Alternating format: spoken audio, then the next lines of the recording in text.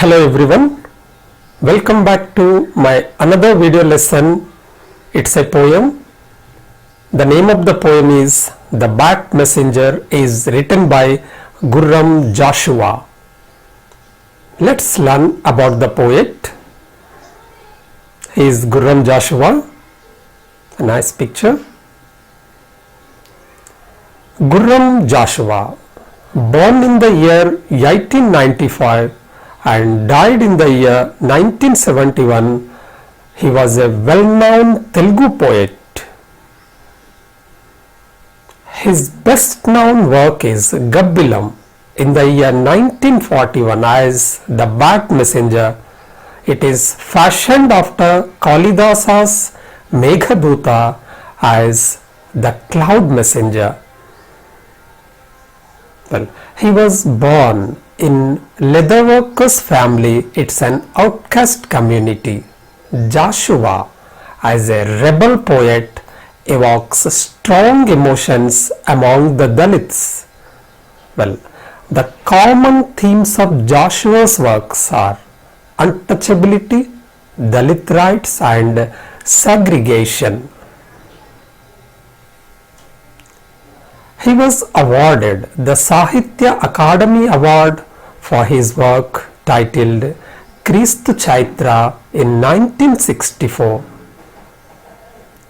He was awarded the honorary doctorate degree of Kala Prapurna in 1970.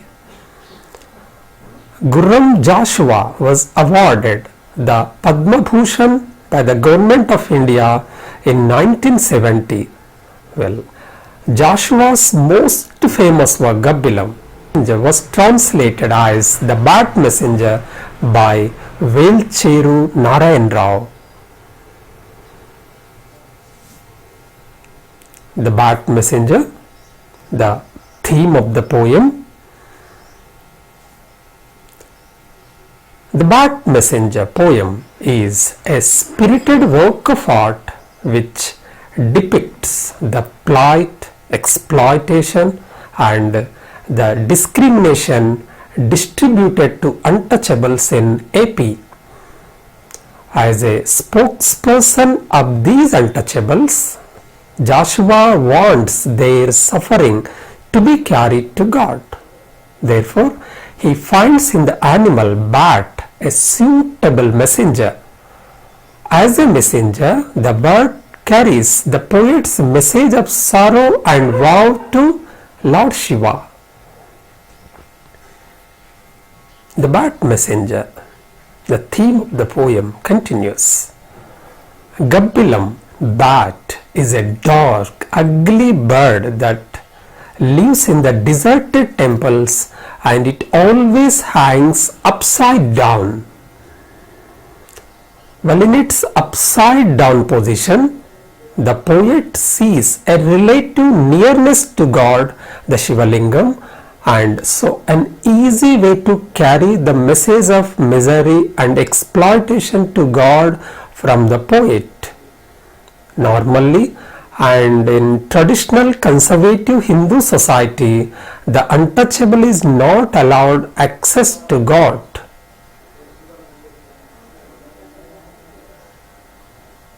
The summary of the poem. Well, the poem is about the pathetic condition of a social outcast who wants to submit his grief to the God in Banaras through the bat.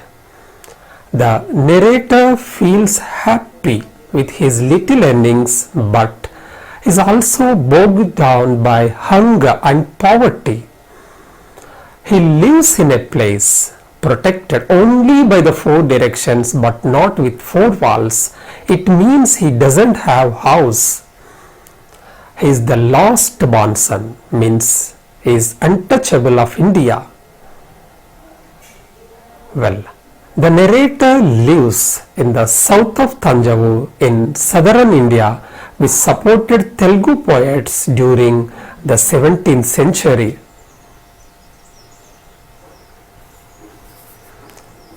Well, the narrator is a cobbler who makes shoes for his masters but remains poor. The land will not yield any crop if he doesn't work on it.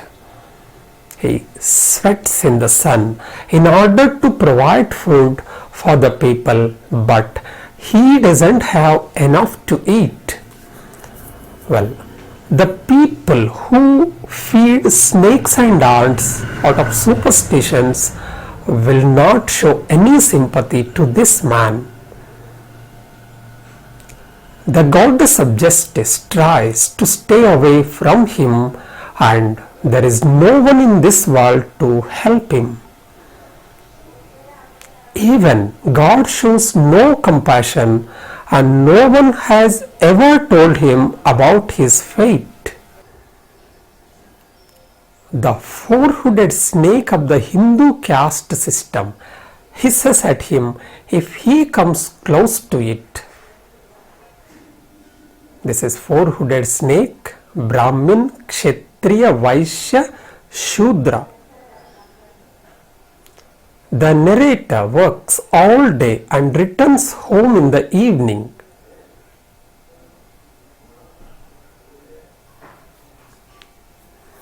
Late in the evening, a bat enters his house and moves like a piece of darkness. Its flopping wings blow out the blinking lamp in his house. He feels consoled in the presence of the bat because he has at least one companion in his life. Well, there is no one in the vicinity to converse with him other than the birds, bees, and insects. He welcomes the bat into his house as its entry was considered a bad omen in temples and other places. He calls it a sacred bat and compares himself with it because both are rejected by the society.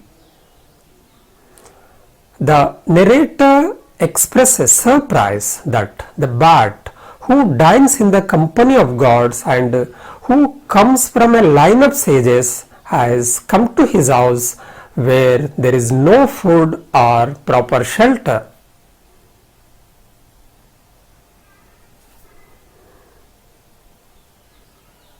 He feels that the entire world sleeps in peace, whereas he is abandoned, as if he were suffering from an incurable contagious disease. Everyone is confused about the status of the bat, wondering whether it is a bird or a beast. People consider it to be a bad omen, but the narrator treats it as a good friend. He couldn't communicate with God, as the people around him shut him up with their karma theory, which explains that a person's present life is the consequence of their actions in the previous life and steal food from him.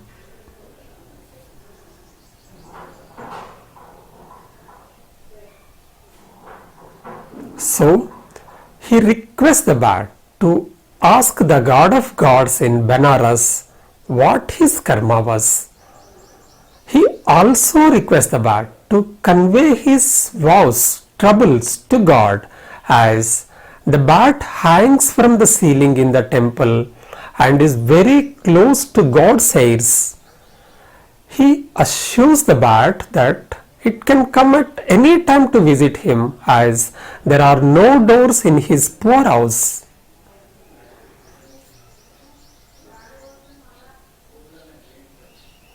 Let's learn critical analysis of the poem. Jashuva's selection of the bat as a messenger and Lord Shiva as the recipient of the message are symbolically significant, important. Well, his use of the bird as a messenger is quite appropriate, and it deliberately damages of the mainstream symbols of messenger and worship. By selecting the bird as a messenger of the Dalits, the poet has struck an appropriate unconventional way of reaching the Creator.